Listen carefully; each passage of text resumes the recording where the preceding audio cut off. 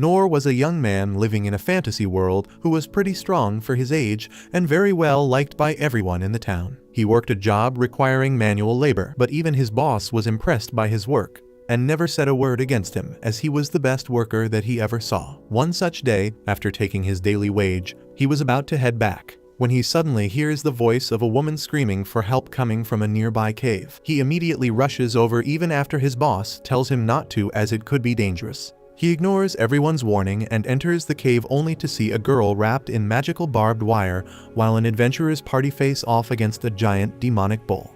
Ever since he was a child, he always had to take care of his mother and the household because his father never came back with the milk. But he took it as a champ and started taking care of the house. His mom was sickly and mostly bedridden, so he made hot soup for her to drink while covered in soot and told her that he is going out to hunt some rabbits so she can have some protein for dinner. His mother cleaned his face while apologizing for not being able to give him anything in life. But Noor put on a brave face and told her he doesn't need anything anyways. Later that night, he prepares a hearty rabbit stew for his mom, but when he comes back to feed her, she has already passed away from this world. Now poor Noor had no one to call family in this world, as he buried his mother outside the house, but decided that he can't be weak and cry. He started living alone, tending to the garden, catching game, and taking care of the farm animals, and studied inside his room after thoroughly cleaning it.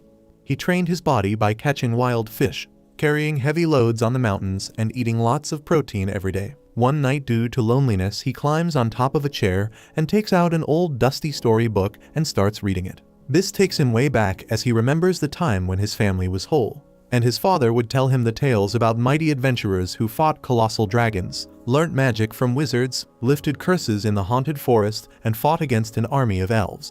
These stories always fascinated him, as his father would tell him that the duty of an adventurer is to protect the weak people and make sure they are never hurt.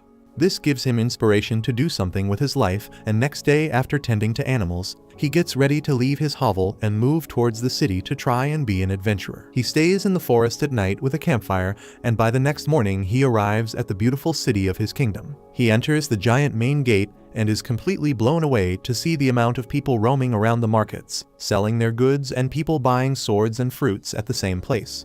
While walking, he notices a man with a sword and decides to follow him, which leads him to the Adventurers Guild. He enters the establishment to find a big burly man at the reception instead of a thick furry girl. Disappointed, he tells the man that he is here to be an adventurer, but the man brushes him off by saying that this is no place for kids and he should think about his parents. Noor replies that his parents are dead, which catches the fatty's attention, and he tells him to drop by the training school first. Noor seems confused, but Fatty tells him that to join a guild, he needs to pick a school, go through basic training, pick his class and skills, and only after graduating can he become an adventurer. Noor is happy for the information and excitedly heads over to a school, with the aim to become the strongest swordsman. He enrolls and starts training in the way of sword. But even after several weeks, while every other student starts awakening their magical potential, Noor still says without any magical abilities. He keeps practicing and several months pass by, after which the instructor tells him that he doesn't have the talent and is wasting his time here. He tells him to join a different school,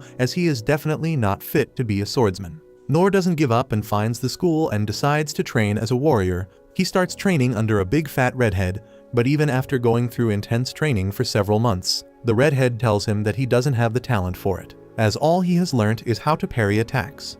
He then goes through several different schools, first as a hunter, but he gets kicked out. After that, he tries to become a thief, but gets rejected as he has no talent for it. He then goes to become a magician but fails even in that, so finally decides to become a healer, but fails and returns back disappointed. The fatty is shocked to learn that even after spending months at every school, he didn't learn a single thing, and tells him that unfortunately, there is nothing he can do to become an adventurer. Disappointed in himself, Noor leaves the city and returns back to his cottage in the woods, but he decides that he is not going to admit defeat and creates his own training setup with a sword. He decides to perfect the one move that he learnt, which was to parry and deflect attacks aimed at him. He spent days perfecting it day and night, and finally, after a year of rigorous training, he became strong enough to parry 10 attacks at once. He decides to keep training, and 3 years pass by, after which he manages to parry 100 swords at once, but gains no new skills.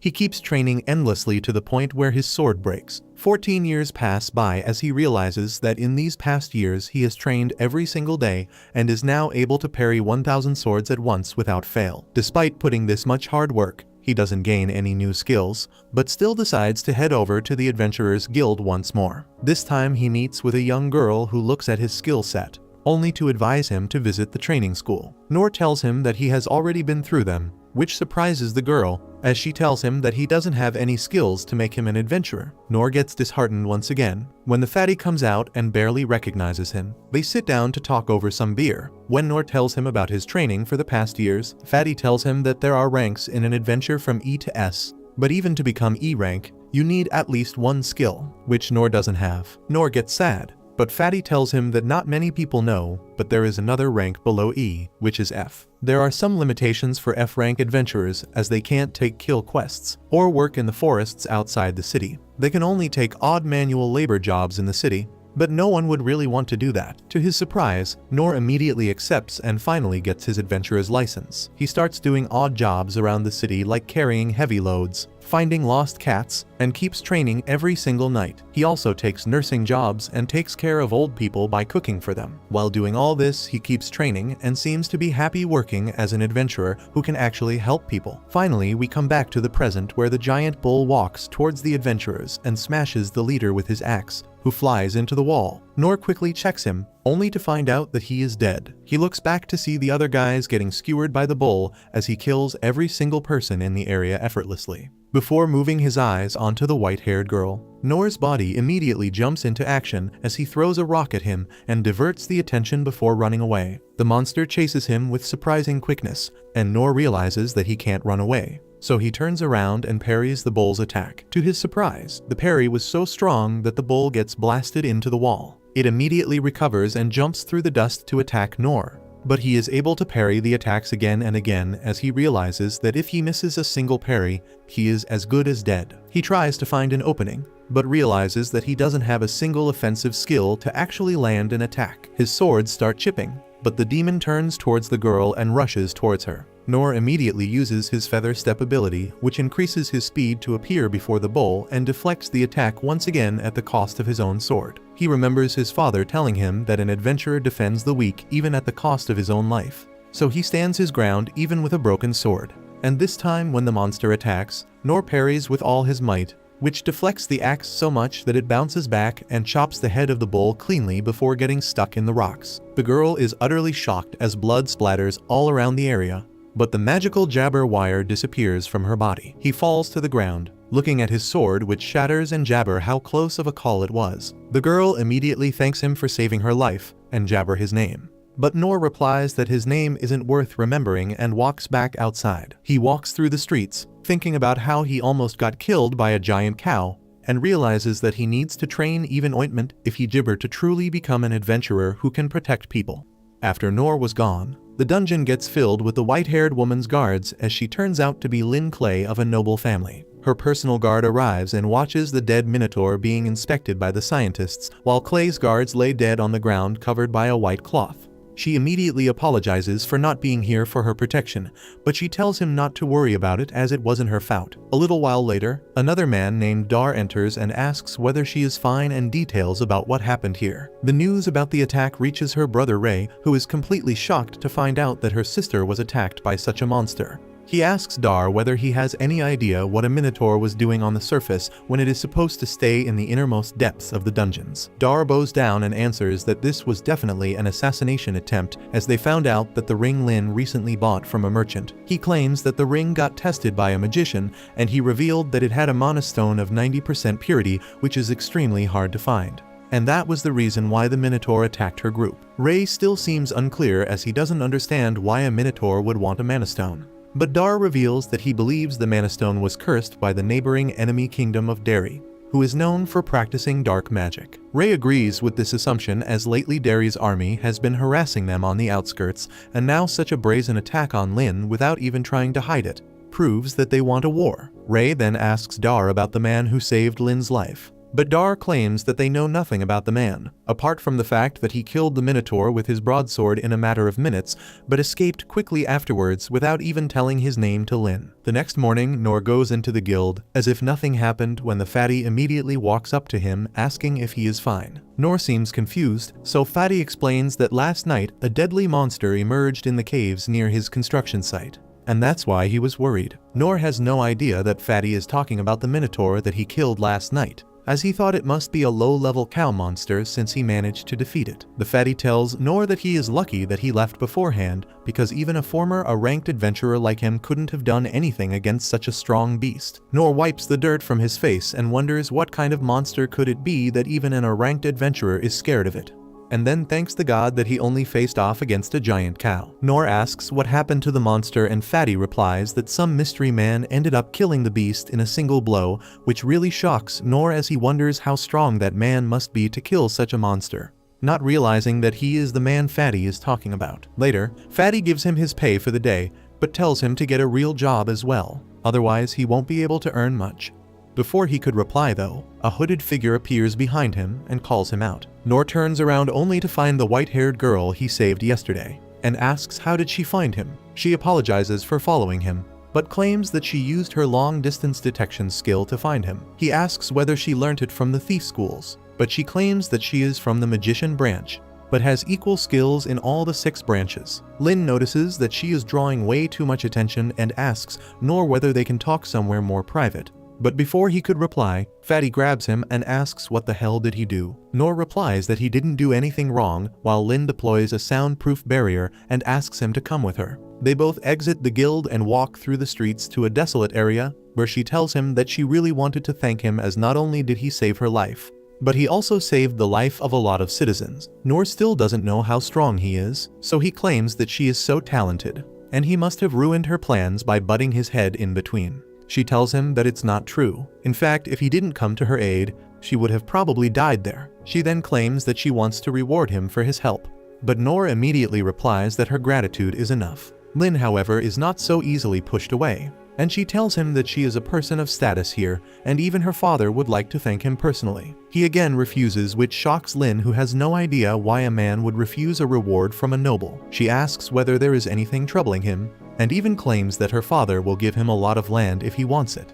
But Nor keeps rejecting her offers. He tells her that he doesn't need anything from her, which makes her tear up, as she feels obligated to repay him for his help. She tells him that she won't move from this place till he accepts her gratitude, which reminds him of the time when he did the same to one of the instructors of the healing school branch. He finally gives in and agrees to meet with her father, but refuses to take any over-the-top rewards. This makes her happy enough, and she uses magic to conceal both herself and him as they walk through the city back to her mansion. When they finally reach her house, Nor is completely shocked, as he has never seen such a big and lavish place. They walk by the guards and enter inside, while Nor wonders whether this girl is a noble if she is so rich.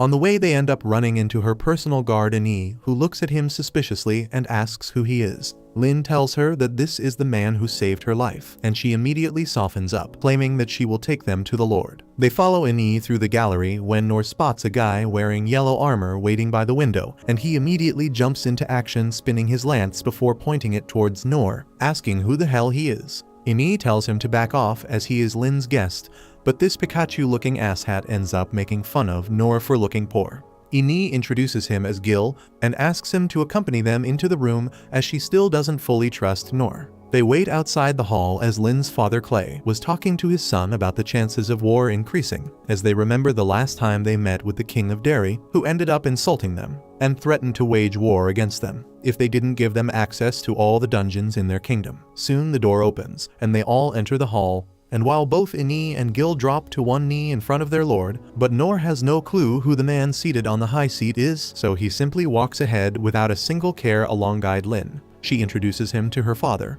claiming that this is the man that saved her life, and immediately the lord got up from his seat and moved towards Nor, thanking him for saving the life of his girl. Nor tells him that he is not a noble and has never talked to nobles before, so he doesn't know how to properly behave. But the lord doesn't seem to mind, as he laughs and shakes his hand, before asking him to choose anything that he wants for a reward.